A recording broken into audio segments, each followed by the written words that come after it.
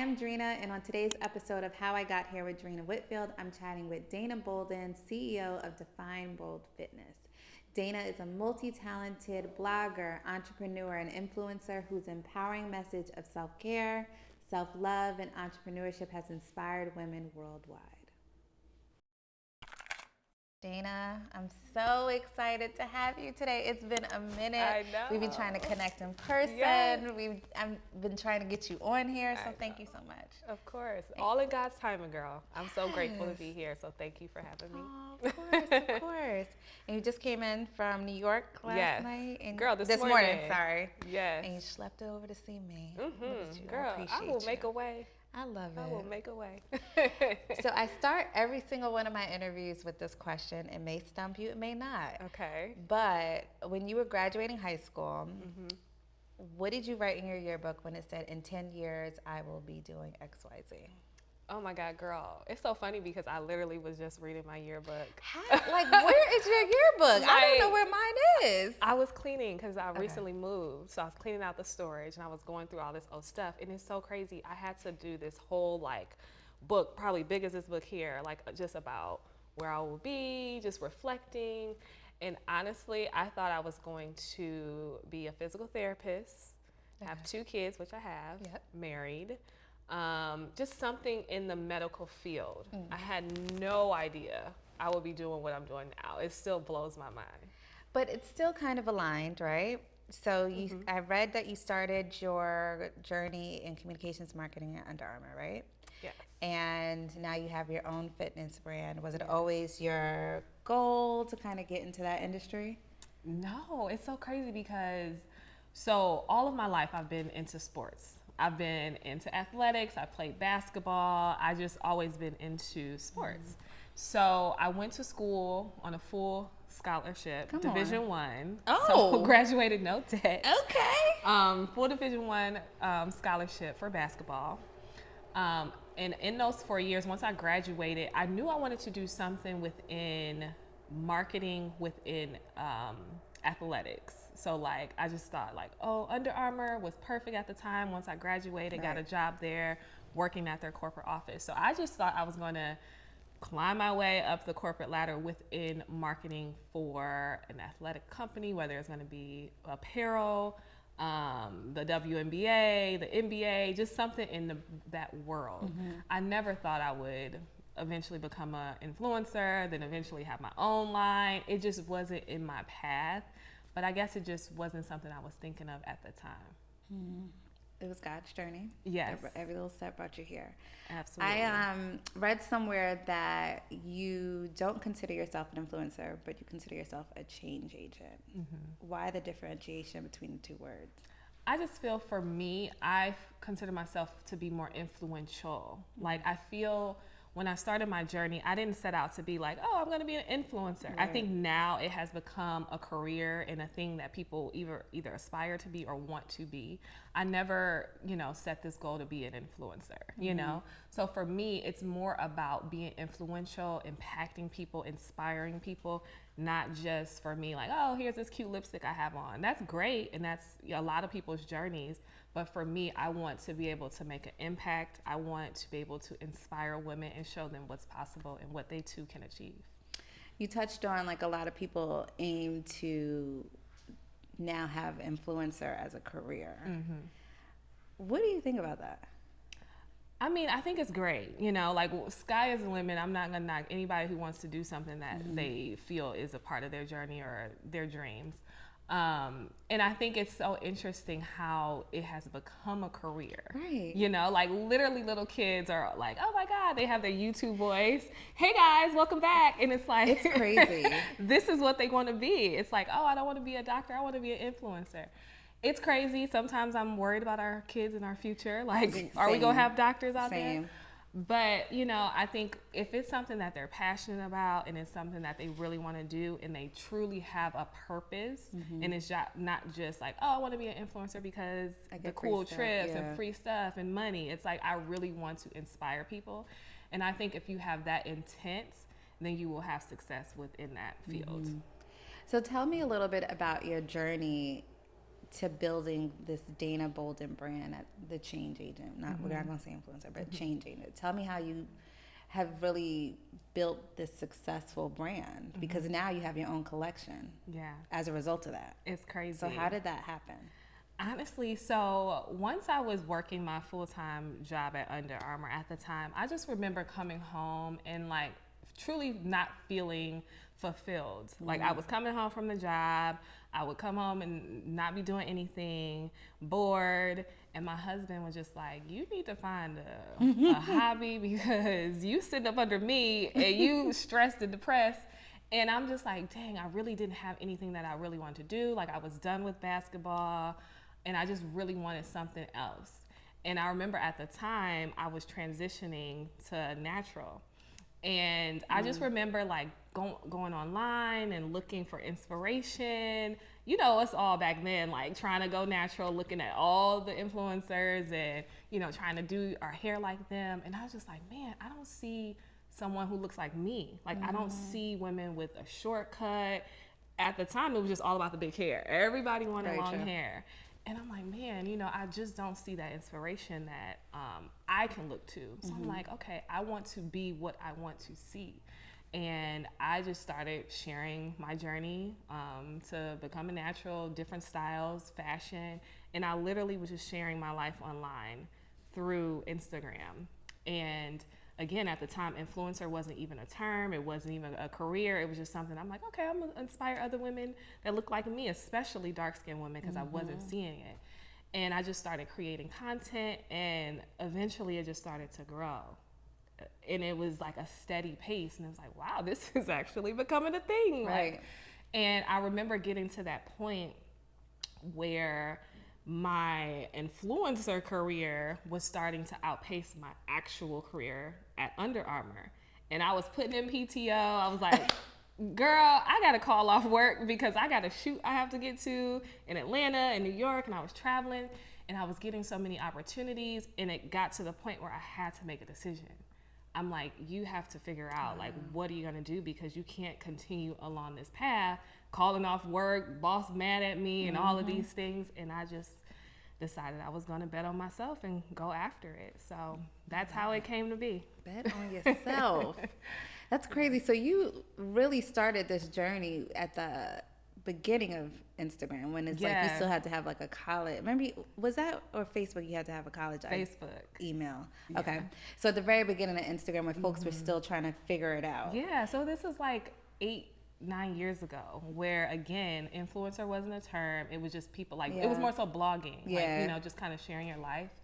And yeah, it was just really a crazy moment, even telling my parents. They're like, okay, so what is it that you do? And I'm like, I blog. They're like, what is that? You know, like, you got benefits? Yeah, like, oh my God, even telling my parents, like, I wanted to quit my job. They looking at me like, are you crazy?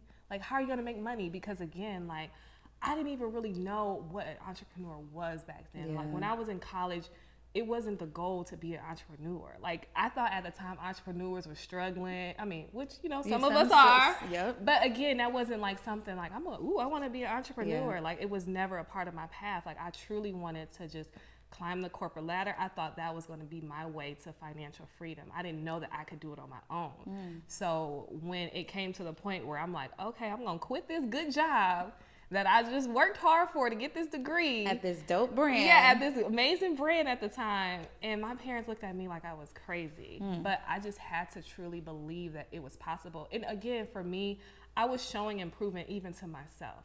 Like, I take calculated risks. So at the time, it was like, okay, I was making the money. I was consistently bringing in. So I knew, like, if I made this leap, that I would be able to do it. So when you put in that notice, like, did it automatically take off like 2 weeks after? Like, how did your schedule like change? Like, was there a dramatic shift? It literally changed instantly. It was like God was saying, girl, finally, I've been trying to tell you. Now you got more time to do what you want to do. And I was already doing what I needed to do, and I was already picking it up. But I think once I quit my job, it was just like doors open, floodgates went in. I got featured on a lot of different things. I was getting flued out. Like, I was just like, it was just so awesome to see. And I think it was just perfect timing and everything I needed. Now, what's like your advice that you would give to those up and coming influencers who are looking to make that world like a full-time job, and maybe aspire to have the career that you have? Like, before you quit your job, make sure you have what XYZ. Like, what would those three things be? I would definitely say have your purpose together. So again, what I said before, like, don't just do it because you want to make money or you want to get free product or you want to be famous or any of those things. Do it because you truly want to impact, inspire people, and have a purpose and a why within this.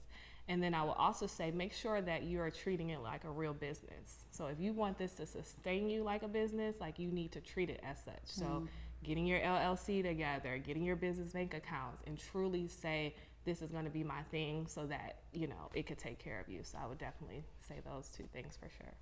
When you first quit your job and you started this journey full time, like, did you have those things already lined up? So when I first quit, yes. But when I first started doing it, no. Because again, I didn't know this was going to be a thing. And I was like, oh, this is a thing. Like, let me actually get legit. Yeah.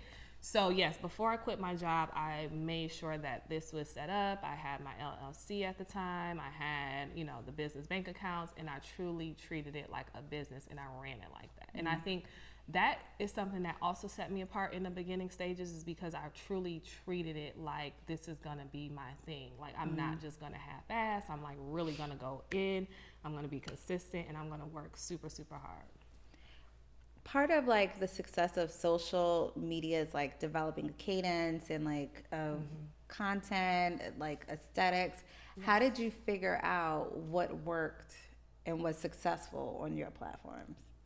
I just knew who my audience was. Like, I knew who I was speaking to. Like, I knew I wasn't speaking to every woman out there. Like, I knew for me, I'm speaking to Black women, millennial women, you know, whether she's a mom or whether she's working that corporate job and she want to eventually bet on herself and live her dream. I knew I was speaking to that woman, and I just went in with that messaging and like truly just showed up as myself and showing her like, this is me. I'm a mom, I'm a wife, I'm a now business owner. This is how I'm juggling it all. And it's not perfect and it's not going to always be pretty, but I'm human. And I wanted to show all of those sides so that she can be inspired and say, wow, Dana is waking up at 5 a.m., working out. Right, I'm like, Dana, you get up at 5 a.m. every day? I won't say every day, but consistently, what time your alarm go off? Sometimes I'll just wake up naturally at 4:30. No.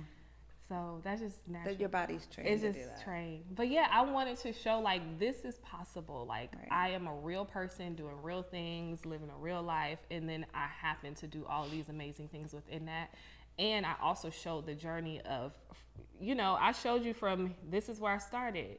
It hasn't always been like this, but this is where I am now. And I think it's just so beautiful to see someone's story and journey, whether you follow me from yesterday or 2 years ago or 5 years ago, you're going to know who I am and you're going to know my journey. And I feel like that's what makes people love my brand.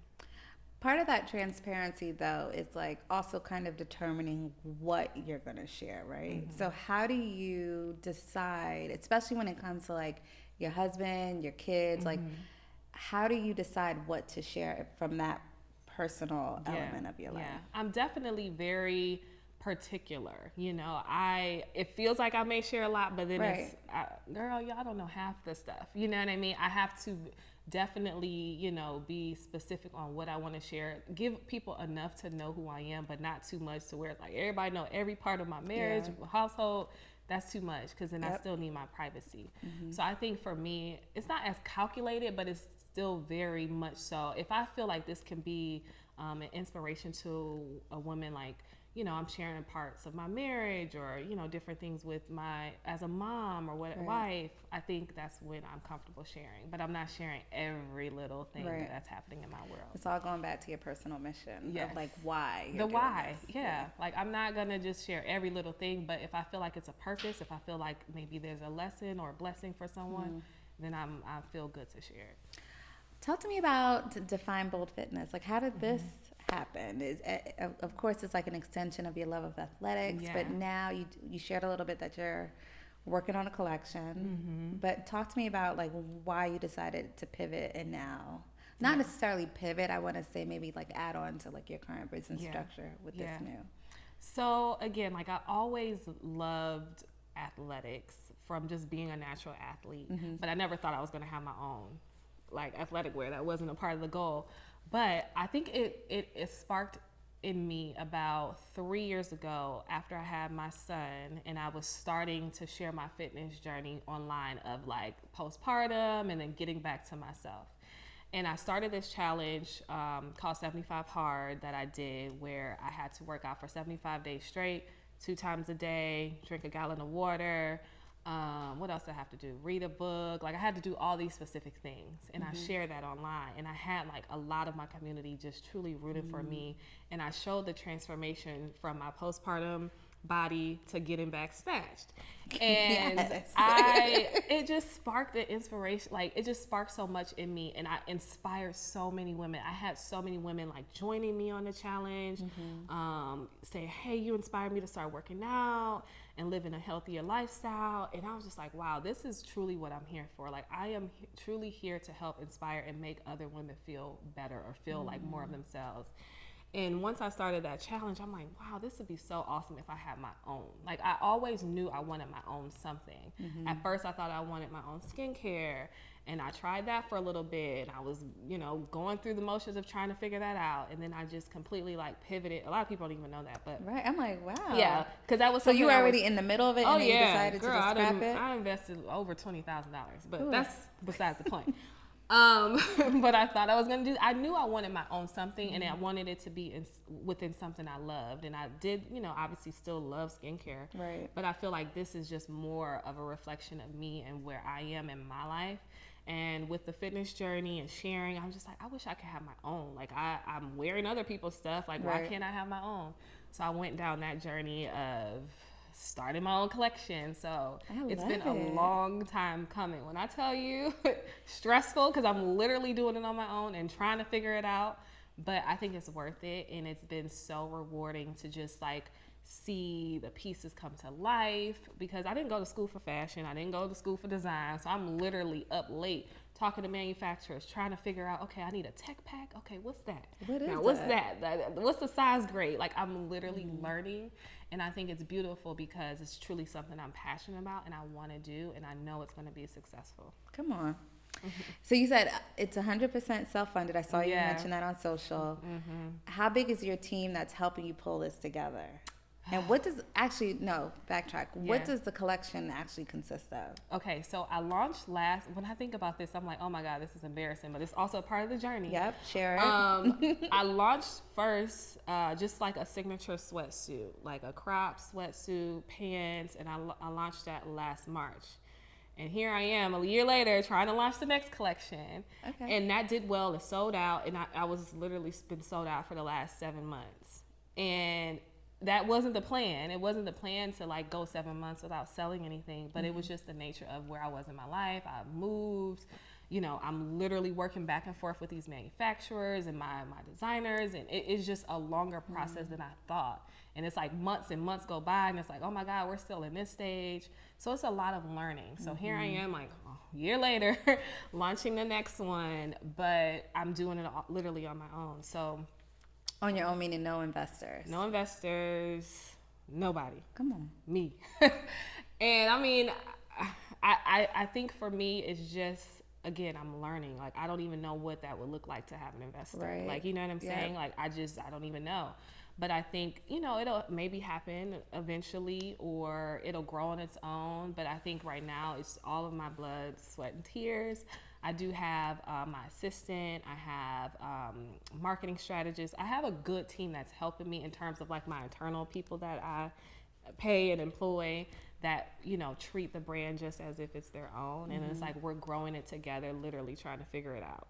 I love it. It's crazy. So is this new collection going to be a sweatsuit too? So no, this new collection I'm so excited about is leggings, sports bra, and like a like zip up jacket. Okay. Yeah.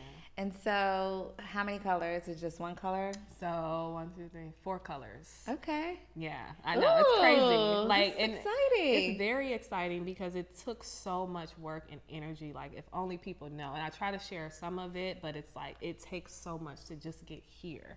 And even when I first started last year, I'm like, oh, I thought I was going to have all this, but it's like, girl, first of all, you paying for this on your own. It's costing money. You have to have minimums. And then the designs on its own, it costs money.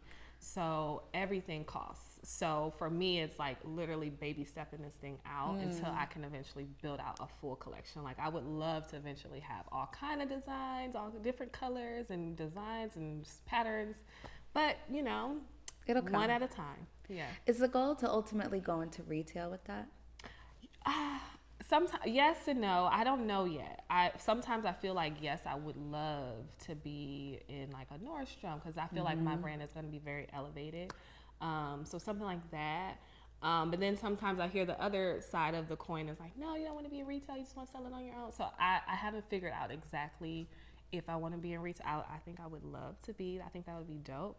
But I also don't know all the intricacies of being in retail because I know it is very, very tough. You got it. Like you got to hit certain things. It's a lot more that goes into it that I don't know all of it yet. So I think once I understand it, then I could make a more informed decision. And I know like last year, because I think or was it 2 years ago when we initially spoke, you were writing a book with your daughter, right? Oh yeah, did that. Yep.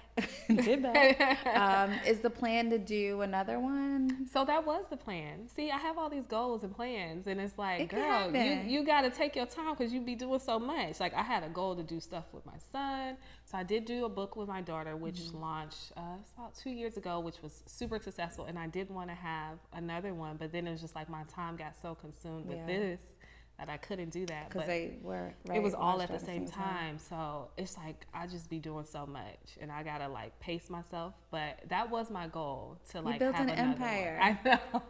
Have another children's book. If those who don't know, I wrote a children's book with my daughter, sold on Amazon, Barnes & Noble, Target. It was sold all over. But now it's like, I would love to do that again. But it's just like, you got to sit down. Because I have my personal brand that I'm still like working very, very hard on. So it's like so much happening. You said, and how big is your team? So I do have a management team. Okay. But then I have my internal personal team that is 3 women. Okay. Yeah. It'll happen. You'll get it all done. I know. Sometimes I'm like, am I really going to get it done? But, yeah. So I want to ask you some quick fire questions. Okay. And I think I want you to just answer with the first thing that comes to mind. Oh, gosh. Don't overthink it. Okay. But what are 3 words that best describe you? Bold. Come on. Caring. Determined. Favorite day of the week and why? Sunday. Because it's the day of the Lord and I can rest. What's the most nostalgic thing you still do? Lord. Nostalgic thing I still do.